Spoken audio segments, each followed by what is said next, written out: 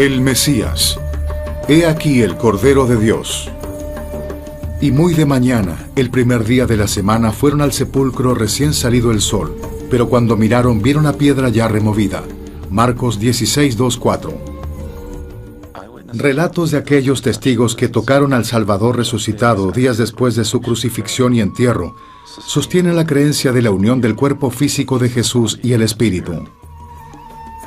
Donde sea que estaba, en camino para Emaús o enseñando en el templo en el Nuevo Mundo, la aparición de Cristo declaró su triunfo sobre la muerte, invitando a todos a venir a Él. No está aquí porque ha resucitado. La resurrección.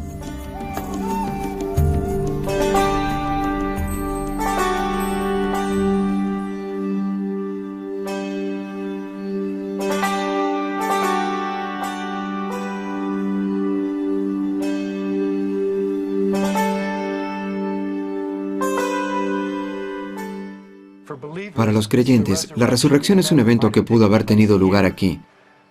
Esa fue la coronación del ministerio de Jesús.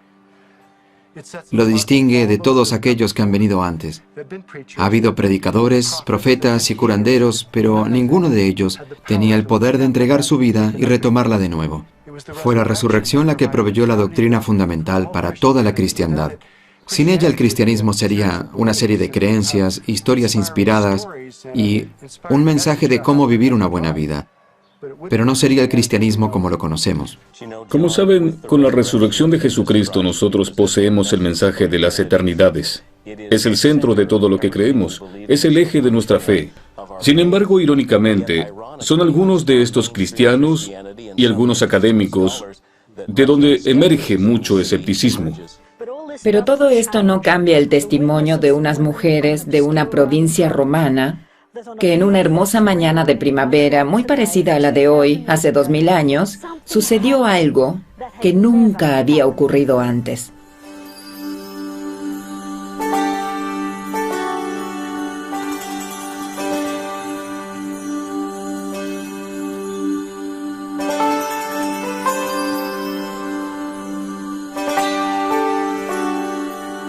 La resurrección. ¿Qué es la resurrección?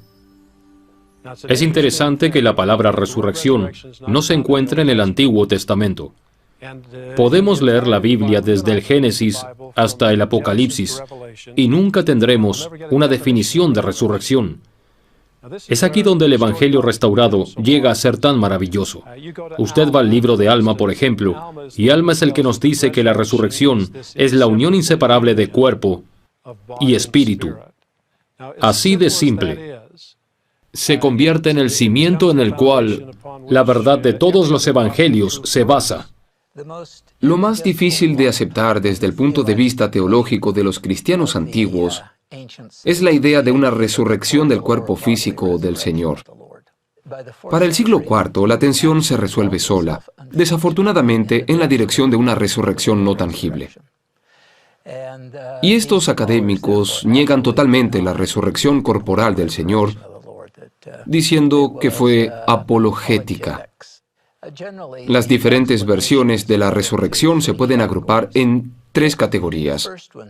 La primera se centra en el poder de la personalidad del Señor, y que Él fue tan carismático que al principio los discípulos no podían sobreponerse al hecho de su muerte, y como resultado tuvieron una tensión interna, tensión en el grupo y hasta cierta neurosis. El resultado fue una amplia alucinación en la que ellos creían haber visto a Jesús.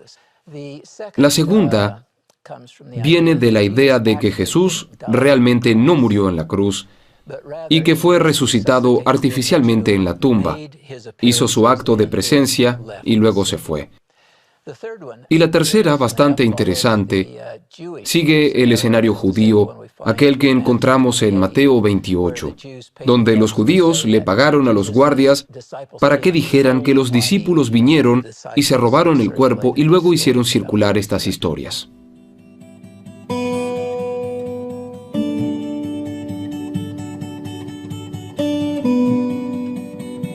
La tumba del jardín, Jerusalén. Ha habido mucha atención enfocada en las diferencias en el relato del Evangelio de la Resurrección. Preguntas como, ¿hubo solo un ángel o dos en la tumba? ¿Estaba Pedro solo cuando vio al Señor resucitado? ¿O estaba con el apóstol Juan?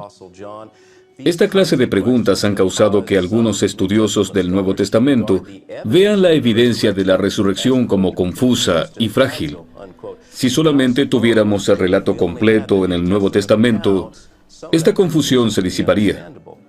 Claro, pero si añadimos la revelación moderna, si añadimos el Libro de Mormón, Doctrina y Convenios, y el testimonio de los profetas modernos, entonces la evidencia de la resurrección de Jesús como un ser físico glorificado es abrumadora. Me gustan las palabras de un gran estudioso de las Escrituras, quien dijo, no hay hechos o eventos en la historia de los que estén más seguro que de la resurrección física, corporal del Señor Jesucristo. Y ese estudioso, de hecho, fue también un profeta de Dios, Ezra Taft Benson. Evidencia de la resurrección. Tenemos muy buena evidencia que data de los inicios de la Iglesia, que confirman que fue un acontecimiento histórico el que ocurrió aquí. Por ejemplo, aquellos que en realidad vieron y escucharon al Señor. Los 2 hombres en el camino a Emaús, los 10 discípulos. Pablo dice que había 500 hermanos que lo vieron a la vez. Y tenemos al mismo Pablo quien ve al Señor. Pero hay otra clase de testigos, y estos son no solo los que vieron y escucharon al Señor, sino también aquellos que lo tocaron. Las mujeres en la tumba, que fueron enviadas a decirles a los apóstoles, se encuentran con el Señor en el camino. Y es interesante que se arrodillen y toquen los pies de Jesús y lo adoren. Pero la palabra griega es fuerte aquí, la palabra es karateo, que significa agarrar, aferrar. Esto no fue un pequeño roce o fricción. Tocaron al Señor, se aferraron. Y obviamente tenemos a Tomás quien dijo, hasta que no toque sus heridas, no creeré. Así que cuando el Señor aparece y dice, aquí estoy, aquí está la herida en mi costado, estas son mis manos. Tomás fue un testigo palpable. Pero curiosamente, alguien a quien muchas veces perdemos y es por un problema de traducción, es a María Magdalena. El texto de Reina Valera muestra a Jesús apareciéndosele en la tumba, y aparentemente, del modo que lo dice la versión de Reina Valera, es que ella dio un paso hacia él y Jesús le dijo, no me toques, porque aún no he ascendido al Padre en los cielos. La gramática de los griegos sugiere que hay una mejor traducción. Tenemos el presente imperativo acoplado con un negativo, lo que significa cesar de hacer lo que están haciendo. Y con ella, la palabra griega no es karateo, agarrar o aferrar, sino más bien hapto, que significa abrazar. Yo creo que lo que Jesús está diciendo es, tengo que ocuparme del trabajo de mi Padre. Este es un momento muy emotivo, pero debes dejar de abrazarme para que me pueda ir y hacer lo que el Padre quiere que haga. Por lo tanto, las mujeres, Tomás, quizás los otros apóstoles y María Magdalena son 3 testigos. Ellos saben, porque han visto al Señor. ¿Y cuál es el resultado de esto? Vean a Pedro, quien sale lleno de valor. ¿Y cuál es el mensaje central? Nosotros predicamos al Cristo crucificado y al Cristo resucitado de entre los muertos. Ese es el mensaje.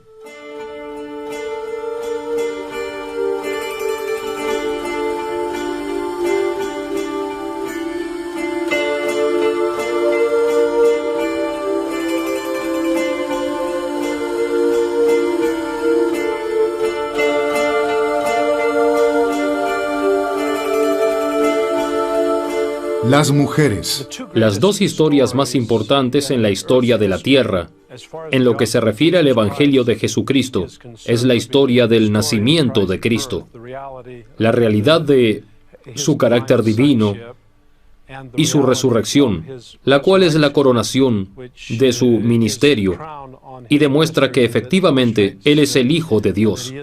Y en ambos casos, las mujeres desempeñan un papel importante como testigos especiales de esos eventos. Es muy interesante la relación que existía entre el Salvador y las mujeres en el Nuevo Testamento. La historia de las mujeres en este planeta ha sido bastante compleja y hemos pasado por momentos difíciles en términos de quiénes somos y cómo seremos tratadas. Y aunque aquí tenemos un libro que ha sobrevivido cientos de años, aún es imposible borrar ese amor y ese respeto. Él nunca mostró favoritismo. Es amable y es firme.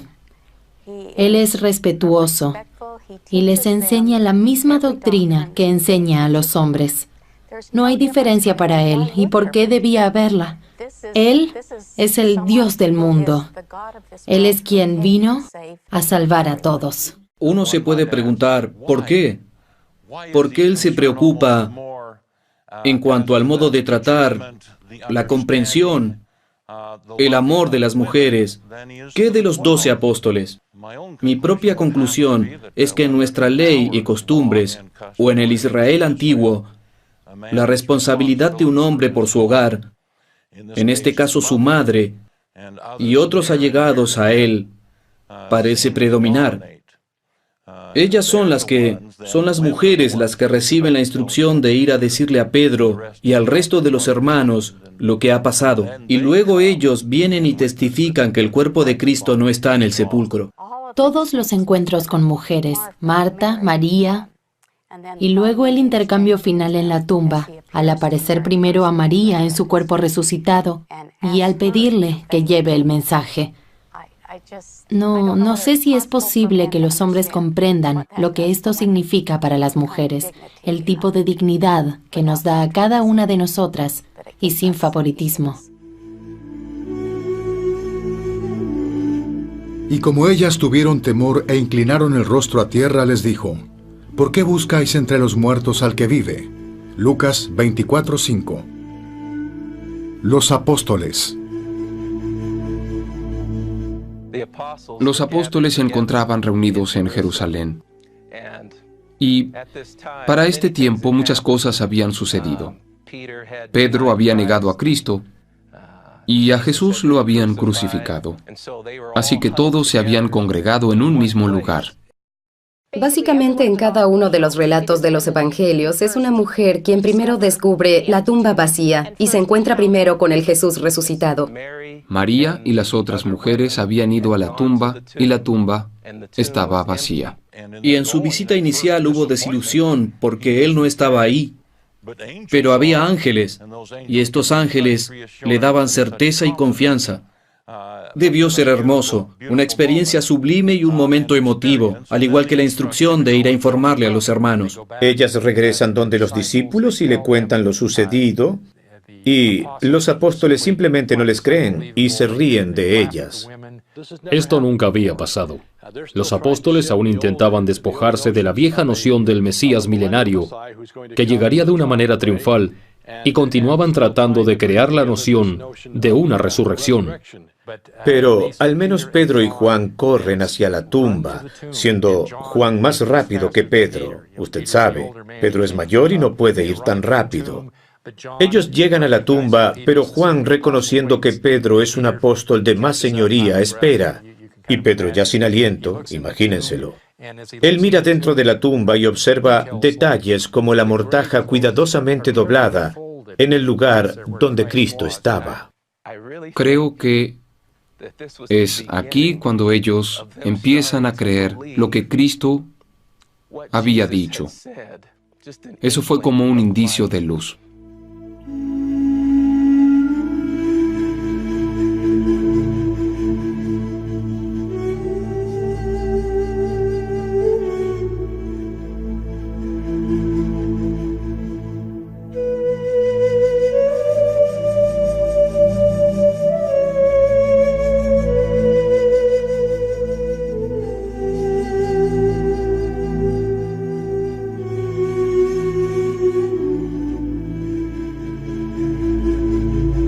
El camino hacia Emaús. Otro ejemplo que tenemos de esta hermosa clase de detalles es la historia de los discípulos en el camino hacia Emaús, quienes van caminando a medida que recuerdan los eventos más recientes y lamentándose sobre estos eventos. Y Jesús mismo se les aparece, aunque inicialmente ellos no lo reconocen. Aquí aprendemos algo acerca de los seres resucitados. Un ser resucitado no tiene que aparecer siempre en toda su gloria. Él puede venir y en este caso yo no creo que ellos no le reconozcan porque él hubiera tenido puesto el manto alrededor de su cara. Yo creo que él habla con ellos y ellos están sorprendidos de que él parece no saber acerca de estos eventos. Creo que él juega un poco con ellos. Después de conversar un poco con ellos, eventualmente él les dice que va a continuar su camino. Ellos lo invitan a que vaya con ellos y ellos continúan la plática. Ellos se sorprenden y le dicen, ¿dónde has estado? ¿Cómo puede ser que no sepas de los eventos de los últimos días? Y por supuesto, él es el personaje central de los eventos de estos últimos días y sabe muy bien lo que pasó y los trae hasta el punto donde ellos también comprenden lo que ha pasado. Ellos están intrigados con su argumento y el conocimiento de las Escrituras. Y por supuesto, cuando él parte el pan con ellos y se los reparte, ellos ven quién es él, lo reconocen como el Salvador, y luego desaparece de su presencia. Lo que me conmueve en lo relacionado a estos testigos de la resurrección es que ellos no dicen, cuando Él nos estaba abriendo las Escrituras, no ardía nuestro corazón en nosotros mientras nos hablaba en el camino. Al contrario fue, ¿no ardían nuestros corazones cuando nos explicaba las Escrituras? Ellos sintieron algo, no solo fue lo que vieron. Fue lo que sintieron, lo que los conmovió y lo que testificó. A veces pensamos que tenemos que ver para saber. Ellos sintieron algo y sabían aún más por lo que sentían. Esto es importante para nosotros. A veces tendemos a ignorar los impulsos del Espíritu. Ellos no lo hicieron y esto es importante.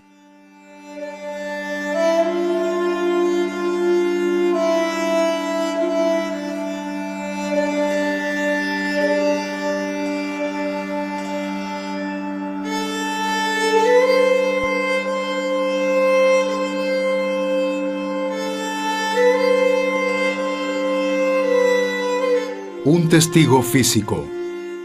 Pedro más tarde diría que nosotros no hemos seguido fábulas ingeniosamente concebidas, pero nosotros somos testigos visuales de su majestad. Ahora aquí él probablemente está hablando de la transfiguración, pero ellos son testigos, obviamente son testigos. Y uno de los eventos del cual son testigos, y es muy importante, es el aspecto físico de la resurrección. Cuando el Señor se le aparece a los discípulos, sus primeras reacciones fueron de temor, porque ellos pensaban que estaban viendo un espíritu. Claramente aún no comprendían bien toda esta noción de un personaje resucitado. Y no los podemos culpar, porque esto nunca había pasado antes.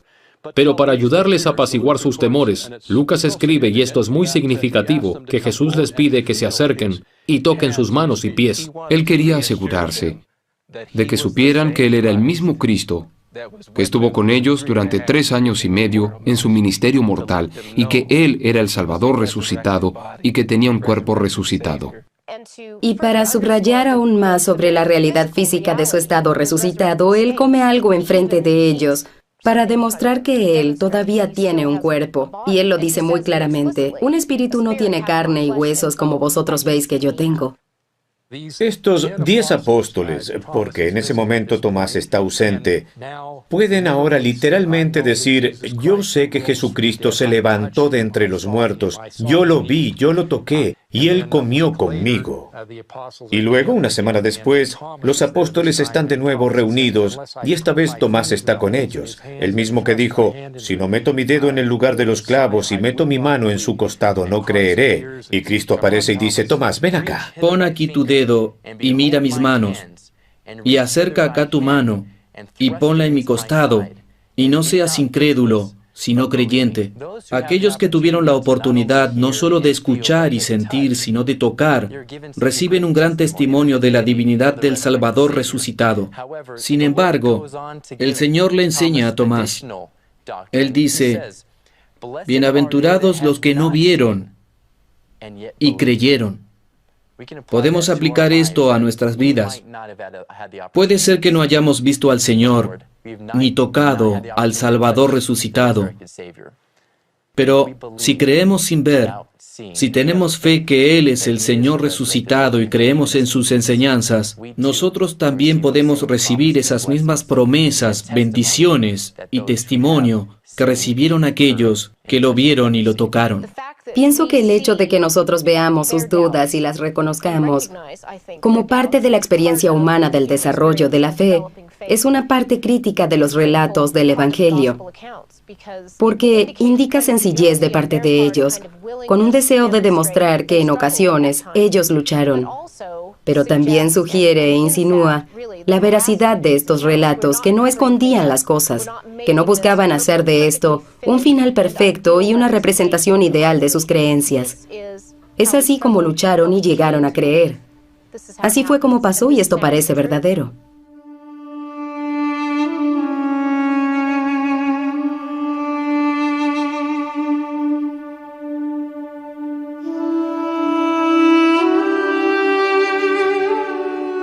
For Fru Kirke, Iglesia de Nuestra Señora, Copenhague, Dinamarca. Hay algo especial acerca del Nuevo Testamento, viendo a Jesús en el día a día. Pienso que es importante verlo desde su lado firme, como alguien que, sin duda alguna, es el Hijo de Dios. Y el relato está en Juan, donde él dice que sale y da el sermón del pan de vida. ¡Qué gran discurso sacramental!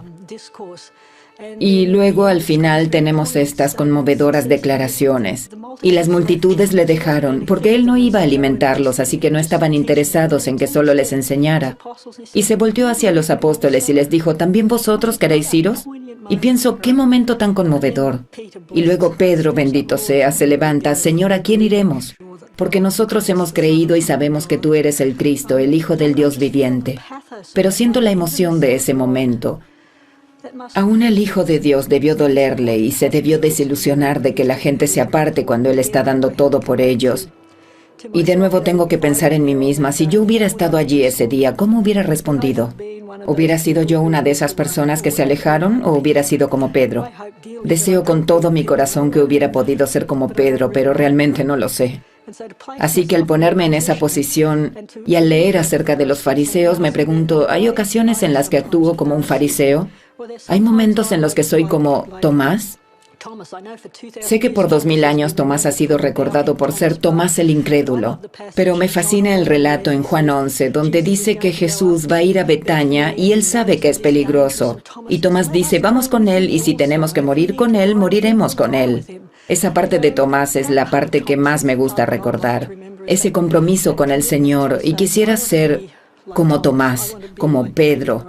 Quisiera ser como aquellos apóstoles que se quedaron con el Señor, en las buenas y en las malas, pero que al final dedicaron y dieron sus vidas por el Señor.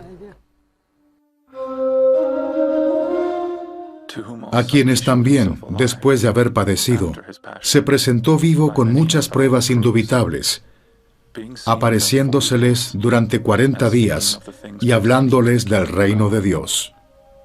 Hechos, capítulo 1, versículo 3. 40 días.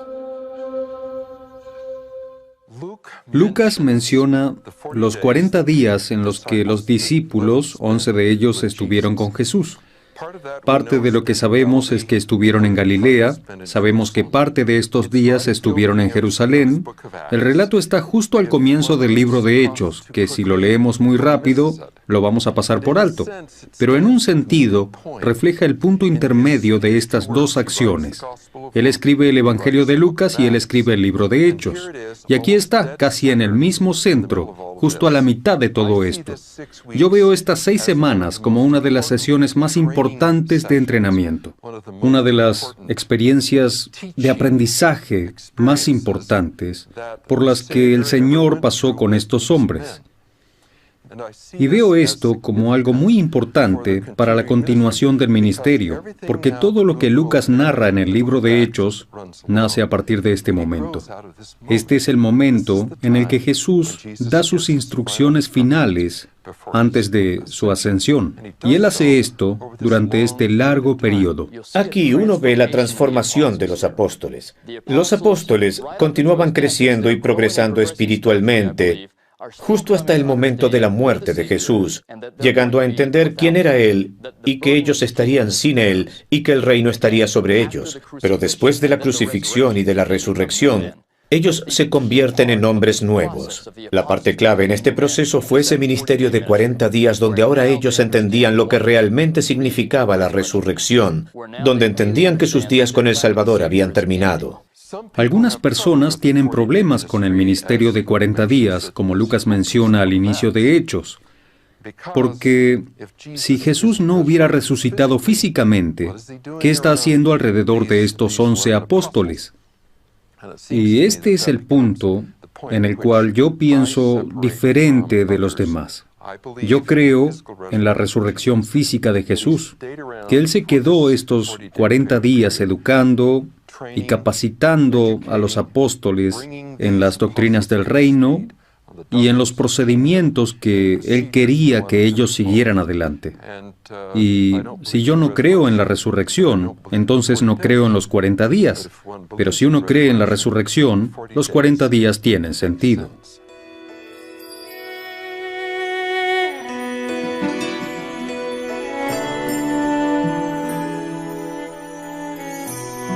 La Escuela Bíblica, Jerusalén. La literatura apócrifa está lejos de ser aceptada como escritura y muy cerca de un mundo de leyendas. En esta, la verdad no se encuentra en historias individuales, sino en tendencias o temas. La tradición oral es persistente y nos da inesperadas pistas acerca de diferentes eventos. En términos de leyendas locales, una de las más comunes es que Jesús estuvo en lugares desde Londres hasta el Tíbet. No debe ser sorpresa la evidencia de que Jesús resucitado visitó otras tierras y otros pueblos. Durante su ministerio mortal, Él declaró a opositores y discípulos igualmente: «Yo tengo otras ovejas que no son de este redil. A ellas también debo traer, y ellas escucharán mi voz, y será un solo rebaño y un solo pastor». Aunque no está muy claro a cuántos otros pueblos visitó Jesús, sobresale un registro que es testigo independiente de su resurrección literal.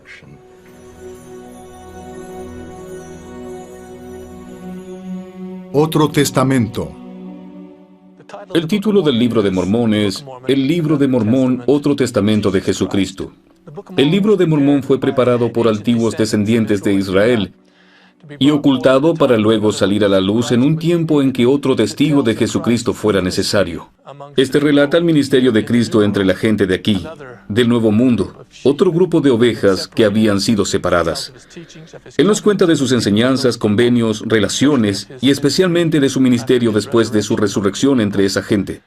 Es otro testamento del Evangelio de Jesucristo. Cumple con la ley de los testigos. Por boca de 2 o 3 testigos, toda palabra se restablecerá. La Biblia es el primer testigo de lo que el Salvador hizo en Jerusalén. Y el libro de Mormón es el segundo testigo que testifica que lo que el Salvador hizo en Jerusalén y su resurrección son hechos reales. En la parte central del libro de Mormón, Cristo viene a este nuevo mundo. Es la visita de Jesús a América. Nefi profetiza de esto en 1 Nefi 12:06. Y vi abrirse los cielos, y al Cordero de Dios que descendía del cielo, y bajó y se manifestó a ellos. La gente salió y se reunió alrededor del templo, y escucharon una voz que no pudieron identificar. Fue una voz espiritual que penetró sus corazones, y después de la tercera vez, ellos pudieron entenderla. Era una voz que venía de los cielos, y ellos miraron hacia arriba, y pensando que era un ángel, vieron descender al Salvador. Cuando Él se paró entre ellos, les dijo: «He aquí, yo soy Jesucristo, de quien los profetas testificaron que habría de venir al mundo». Y les dice que ya había cumplido con la expiación, y he bebido de la amarga copa que el Padre me ha dado, y he glorificado al Padre, tomando sobre mí los pecados del mundo, por lo cual me he sometido a la voluntad del Padre en todas las cosas desde el principio. Es así como uno de los primeros temas que les menciona es su cumplimiento de la expiación y su sumisión a la voluntad del Padre, y de que esto sería una gran bendición para ellos y, por supuesto, para nosotros en la actualidad. Y sucedió que cuando Jesús hubo hablado estas palabras, toda la multitud cayó al suelo. pues recordaron que se había profetizado entre ellos que Cristo se les manifestaría después de su ascensión al cielo. Tercer Nefi, capítulo 11, versículo 12. Todos ellos vinieron. Cristo les extendió una invitación increíble, una invitación que debió tocar sus corazones y hasta este día toca los corazones de millones que lo leen. Él les dice, levantaos y venid a mí, para que metáis vuestras manos en mi costado, y para que también palpéis las marcas de los clavos en mis manos y mis pies, a fin de que sepáis que soy el Dios de Israel, y Dios de toda la tierra, y que he muerto por los pecados del mundo. Es impresionante lo que el Señor le dio al pueblo de Nefi. Y aconteció que los de la multitud se adelantaron, y metieron las manos en su costado, y palparon las marcas de los clavos en sus manos y en sus pies. Y esto hicieron, yendo uno por uno, hasta que todos hubieron llegado, y vieron con los ojos y palparon con las manos, y supieron con certeza, y dieron testimonio de que era Él de quien habían escrito los profetas que habría de venir. Y para mí, una de las partes más importantes de este relato de la visita del Salvador es el hecho de que aquí tenemos otro testimonio, esta vez de 2.500 personas, que no solo lo oyeron, sino que también lo tocaron y besaron sus pies, y lavaron sus pies con lágrimas. Todos llegaron y palparon las marcas de los clavos en sus manos y sus pies. Y si usted le da a cada uno 15 segundos, esto equivaldría alrededor de 11 horas. Esto es, si nadie tomó más tiempo contemplando la presencia del Maestro. Esto nos enseña la esencia de Jesús, cuánto nos ama y cuánto desea que lleguemos a conocerlo, y nos muestra que es accesible para aquellos que quieren venir y tener una experiencia personal con el Salvador. Esto nos enseña que el Salvador no solo se preocupa por nosotros en general, sino de cada uno de nosotros individualmente.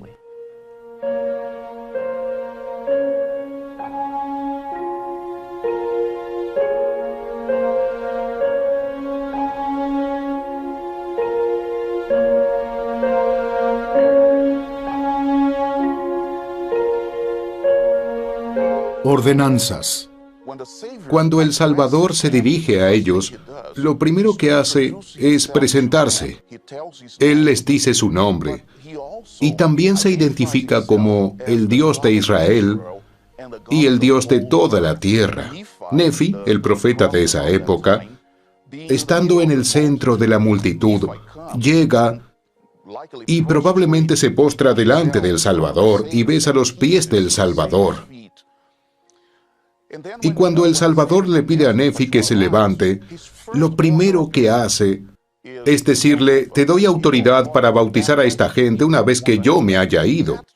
Esto nos cuenta o indica el papel primordial de las ordenanzas del reino de Dios.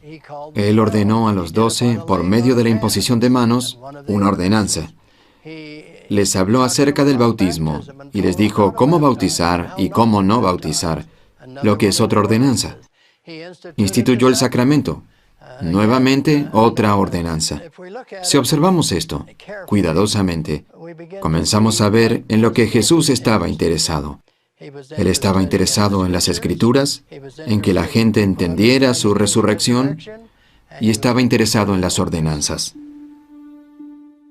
Y el Señor le dijo, te doy poder para que bautices a los de este pueblo cuando yo haya ascendido al cielo otra vez. Y además el Señor llamó a otros y les habló de igual manera y les dio poder para bautizar. Tercer Nefi, capítulo 11, versículos 21 y 22. Uno a uno. Al final del primer día que Jesús compartió con los nefitas en el templo en abundancia, Él mira alrededor de la multitud y con su divina percepción entiende que muchas de las personas no pueden comprender las cosas que Él ha estado enseñando.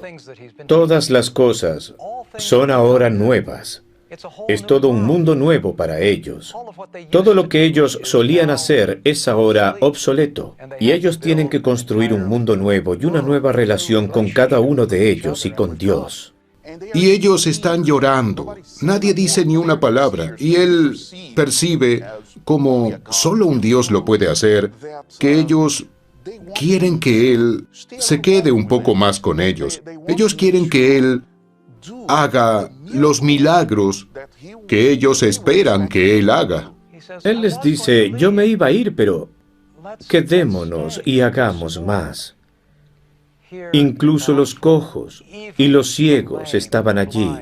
Un evento extraordinario, casi como accidental. Ellos no sabían que él iba a estar allí. Ese día ellos habían venido por su propio albedrío, convocados en el templo, esperando saber qué debían hacer. Él los llamó y les pidió que vinieran al templo. Ahora, ellos no ponían el nombre de la gente en listas para oración. Ellos habían venido directamente al templo desde todas partes, y Jesús los sanó uno a uno.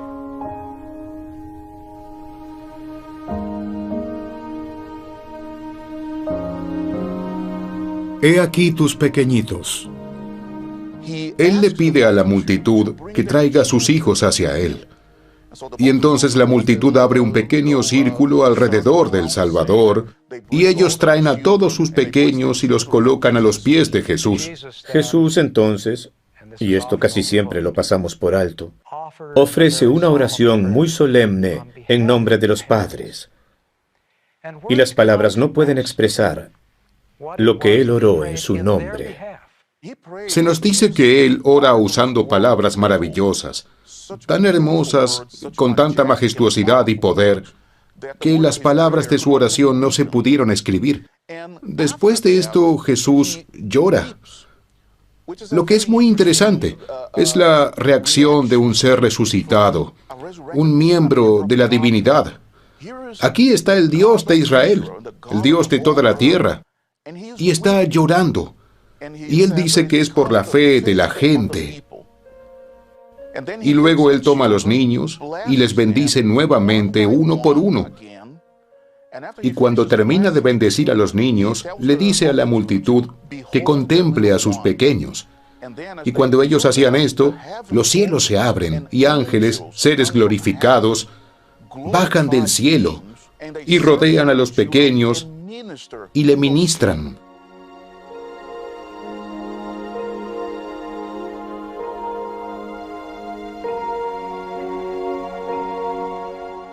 Y la multitud vio esto.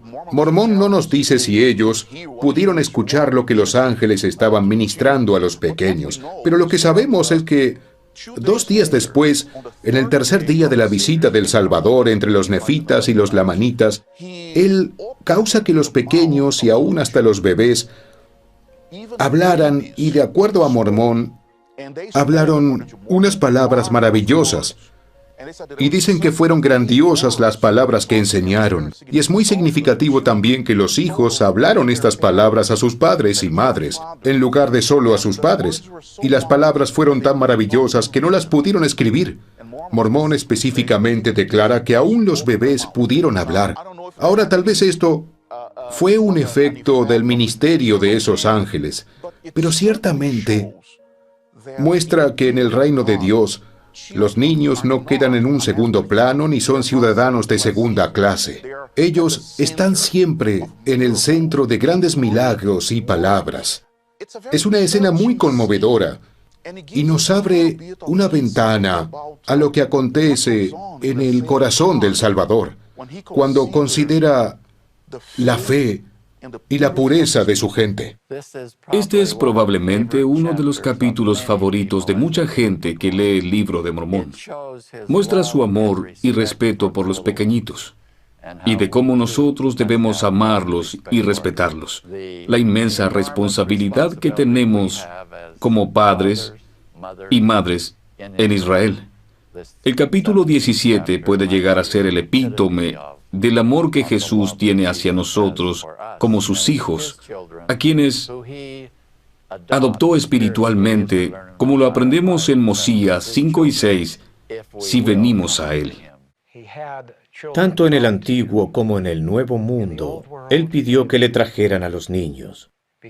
Porque es solamente si nos volvemos como niños pequeños que podemos dejar al hombre natural y permitir que la sangre expiatoria de Cristo tenga pleno efecto en nuestras vidas.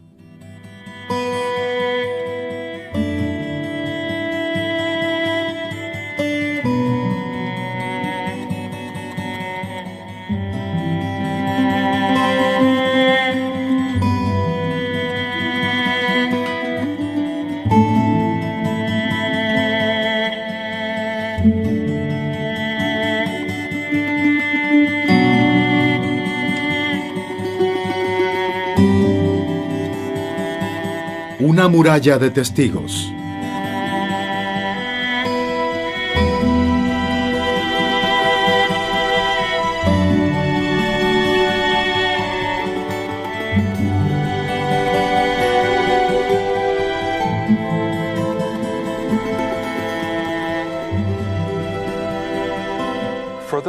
Para aquellos que no creen en la resurrección física, tienen que enfrentarse a este mar de testigos que hay. La gente que dice, nosotros lo vimos. Y me parece a mí que es un trabajo casi imposible. Uno tendría que ser realmente deshonesto con el texto, deshonesto con los registros que están frente a nosotros. Yo veo esto como una historia de crecimiento, una historia de cambio. Vemos apóstoles temerosos cuando Jesús fue arrestado, pero se animaron y fueron por todo el mundo. Cuando Él vino, se les apareció a los apóstoles y les dijo que deberían esperar la promesa del Padre, que habría de venir a ellos antes de que empezaran su ministerio. Y aconteció que los apóstoles se encontraban reunidos en el lugar de la cena cuando escucharon el sonido de un viento recio sobre ellos. El Espíritu del Señor descendió sobre ellos, y después de esto, ellos salieron, y Pedro predicó un poderoso sermón sobre el Señor resucitado, y dijo cómo todos deberían arrepentirse y venir a Él. En cada ocasión en que compartían el testimonio de dos doctrinas. Uno es el hecho de que Jesús fue el siervo sufrido, que tuvo que morir, y ahora ellos tienen la confianza de explicar el mensaje de la cruz. Y la otra es la realidad de su resurrección, porque son testigos oculares. Todo el paradigma de cómo enseñar el Evangelio nace de esto. Pedro y Juan fueron al templo y encontraron a un hombre que estaba en las escaleras pidiendo limosna y era cojo de nacimiento. Y todos los días se colocaba allí. Y sucedió que una vez le pidió una limosna a Pedro. Y Pedro le dijo, no poseo ni plata ni oro, pero todo lo que tengo te doy a ti. En el nombre de Jesucristo, levántate y anda. Y Pedro le extendió su mano, como si supiera que ya estaba hecho, y él le tomó la mano y lo levantó. Y todos los huesos de sus piernas y pies se fortalecieron, y él empezó a saltar de alegría por el milagro que se había realizado. Usted no podría hacer esto a menos que sepa que la fuente del poder está dentro suyo en ese momento. Y Pedro, en la posición en que él está, sale a enseñar y dice, yo les testifico que Jesús es el Cristo. Y estas son las manos que coloqué en sus heridas, en su costado, y con las cuales yo lo abracé. Y estoy aquí para testificarles que fue real, que yo abracé al Cristo resucitado de la misma manera que lo hice en su ministerio, porque yo lo conozco. Estas fueron las manos que sintieron, y estos los ojos que vieron, y estos los oídos que escucharon. Esto se vuelve tan profundo, se vuelve tan real. Es el poder que está en el testimonio de ellos. Es la veracidad de esto. Y en lo que se refiere a las cosas espirituales, este evento se convierte en el evento más alabado en toda la historia de la Tierra. Nosotros lo vimos. Lo vimos y lo tocamos. Lo vimos comer. Lo abrazamos. Para todos nosotros, hay algo físico, palpable y atractivo en todo esto. Y es que Jesús es real, Él vive. Y es mi testimonio de que Él está con vida, de que Él vive hoy en día.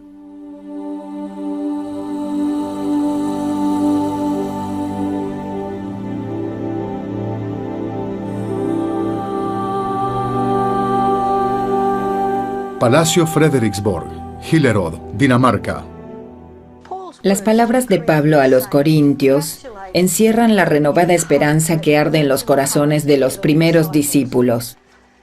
Cuando las dos Marías y Salomé descubren que la piedra del sepulcro fue removida, cuando Pedro y Juan corren a la tumba para encontrarla vacía, y en los corazones de millones por todo el mundo, cuando en esa mañana el ángel pronuncia quizás las más importantes palabras de toda la historia.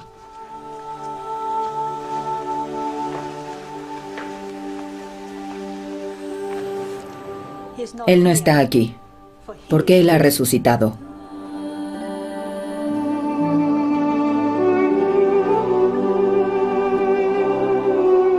La resurrección de Jesucristo, corroborada por los discípulos en el antiguo mundo, es igualmente confirmada por miles de testigos en el nuevo mundo.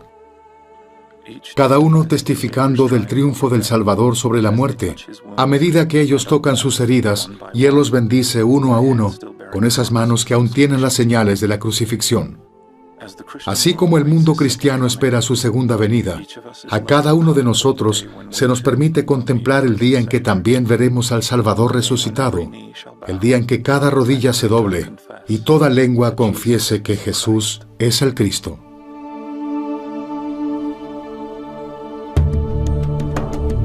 El Mesías. He aquí el Cordero de Dios.